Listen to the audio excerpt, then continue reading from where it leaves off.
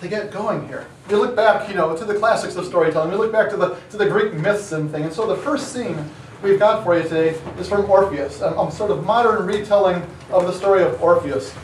For Orpheus, it's the tale of a guy whose gal got killed way too young. And so he goes to the underworld to recover her, to rescue her, to pull her back from the depths of the underworld.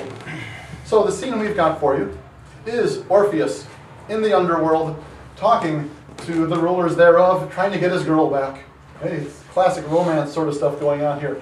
But it is Greek, and it is a tragedy, so it can't end well. So, for Orpheus, we've got Joni playing the part of the queen of the underworld. Carrie playing the role of Eurydice. Scott as Orpheus. Jamie as king of the underworld. And Kat is our wonderful narrator.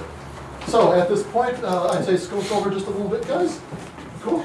I welcome you to spoilers, and enjoy. O king, O queen, my wife, like all the rest, will soon be yours. I ask you for a gift, a tiny boon. I ask you for her life, and only for a short span on this earth. But if you cannot grant me that, then I wish not to return to lands that see the sun. And you may have my life, as well as yours.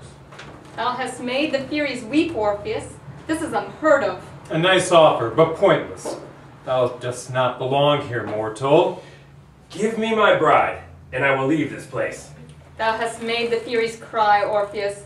They will never forgive you that. Thou art disrupting my perfectly ordered world, Orpheus. So be it.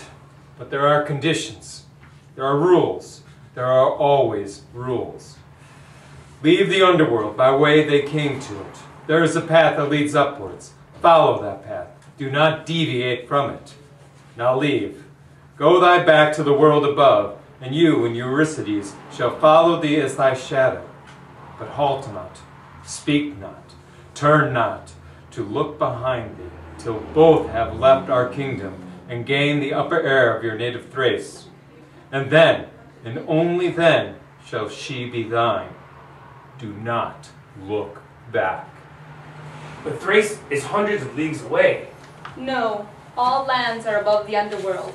Now go, little man. I thank you, Lord Hades, Lady Persephone. He left that place, and the dark laughter of Hades followed him for many leagues. After some hours, the last echoes of the laughter died away, and Orpheus walked in silence. He could hear his heart beating. He could hear his sandaled feet patting on the cold stone. He heard the blood in his ears rushing like a torrent. He heard nothing. In obedience to Hades' command, he kept his eyes fixed upon the gloom ahead of him. As the hours passed, the conviction grew that he was alone, that there was no one behind him. And in the end, daylight. Cold, distant daylight ahead of him.